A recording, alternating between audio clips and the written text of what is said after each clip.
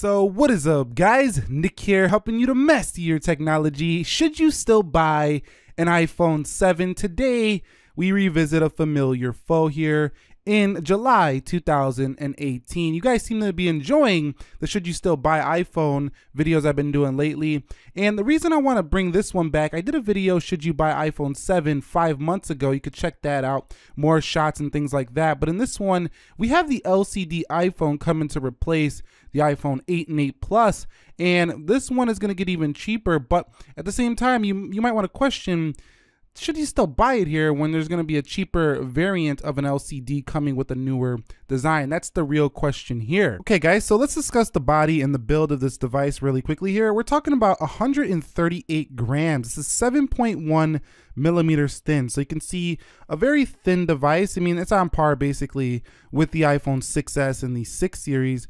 But this phone just has a nice weight to it. And that's one thing I really enjoy about using this over even the 7 Plus, its brother, is that it's just so much smaller and so much lighter. So just holding this phone in the hand is super comfortable. Now, yes, the iPhone SE and the iPhone 5s devices were lighter than this, but this still offers an extremely light feel, especially if you compare it to any of the newer devices that are all weighing at over 150 grams. But overall, the feel in hand to me, I really like the aluminum feel over the glass back, because the glass back gets a lot of, fingerprints. This one, the matte black, is just a very clean looking device. Now on the front, of course, you still need to protect this with a screen protector. I don't have one on mine because I keep it in a very durable case, but this will crack on the front, however.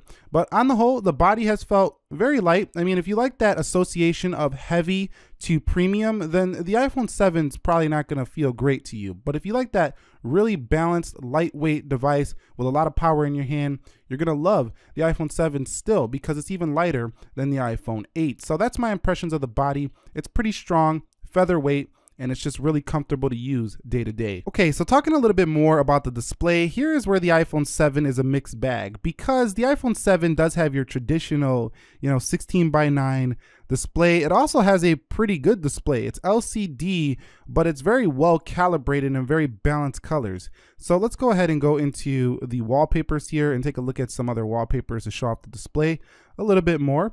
You can see colors just look really good on this display overall. It's got really good viewing angles, but LCD in comparison to OLED just doesn't look quite as, vibrant, quite as amazing in store anyway. But on a day-to-day, it's pretty comfortable on the eyes. One thing that is low about this phone though is the resolution. At only 326 pixels per inch. If you look at this next to pretty much most phones that are in the same price category in the market, this phone has a little bit less density, and that's noticeable, especially if you compare it to one of its closest competitors that's actually cheaper than this phone now as well. The Galaxy S7 has a much higher density, and it looks much sharper and vibrant than its display.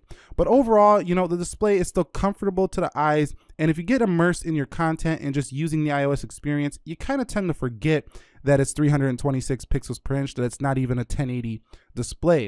It does have a 65.6 screen to body ratio, which makes it feel like the bezels are pretty huge, which they are. That's one of the negatives of this phone. But overall, I think the display is still definitely serviceable, usable right now. And if you're gonna buy it, you just gotta keep in mind, are you cool with the thicker bezels, the less trendy tall display? Then you'll still appreciate what the 7 has to offer. Okay, so let's talk a little bit about the software department of the iPhone 7. So going into software update, you can see I'm running the official 11.4. I didn't put 12 on here because I still use this phone as a daily sometimes for when I go out doing activities like sports or, biking, things like that. I need something light and portable. I still go to the iPhone 7 sometimes. It's a really nice device. Now, in terms of the software itself, iOS has been a little bit spotty in the earlier stages. The iOS 11.4 though has been pretty stable here for this device, and I haven't had much crashes at all. I still feel like iOS 10 when this device first came out was faster than iOS 11, but we're gonna see performance upgrades in iOS 12 going forward. In early betas are not showing too much of a difference, but I'm sure in the later betas, when we get closer to the official GM builds, we're going to see some very fast increases in performance here for the iPhone 7. Now, in terms of iOS, that you know what iOS is versus Android, that's a whole different debate for another day.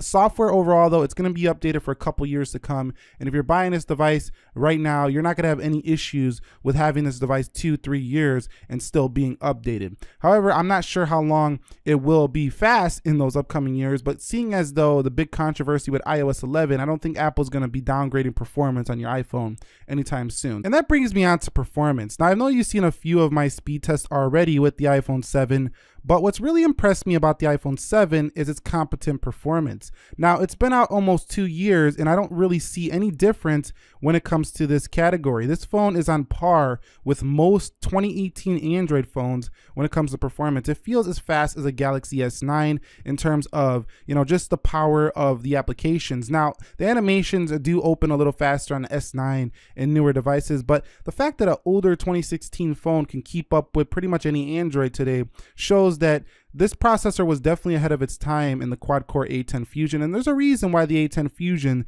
is in the new iPads. So if you're buying this for everyday performance right now, this is still a strong suit, and the A11 is not that much of a difference either over this A10. I mean, yes, of course, on benchmarks, it's more, but in the real world, I can't tell if there's an A10 or an A11 in my device. So performance should not be a concern if buying an iPhone 7 right now. Very snappy, very impressive performance. Software is going to get even better with 12 as well to increase the performance further. So let's discuss that battery life. Now, I've experienced this phone on the day-to-day quite a bit, and the battery life has been pretty good actually. 88% here right now on the device. I actually have a maximum capacity on this iPhone 7 right here. And this phone is, I would say, a day phone for most users. Now, it's not going to be a 2-day phone, and heavy users will need to top this thing up before bedtime. But most people should be able to get through a full day with the iPhone 7. Now, it's not great battery life, but it's a 1-day battery life phone. It's not disappointing.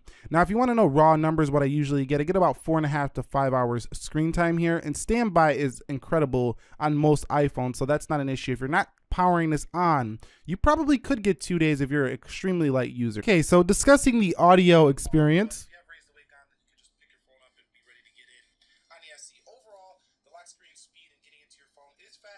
It's pretty good. It does have dual speaker here, so you got one down here, one embedded within the earpiece.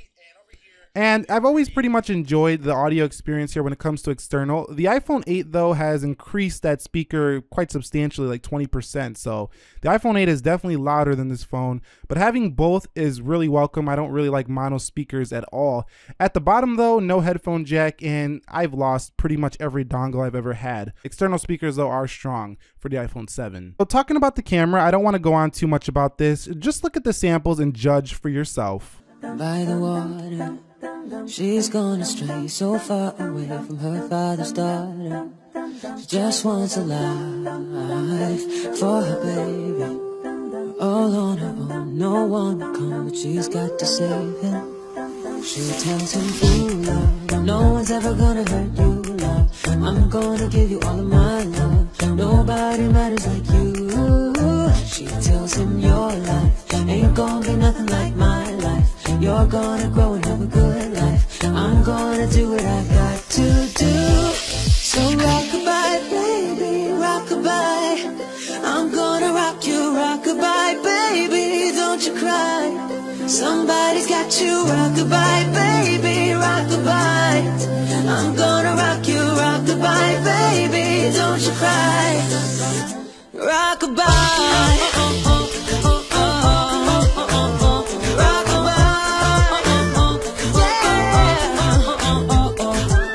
Got a 6-year-old trying to keep him warm.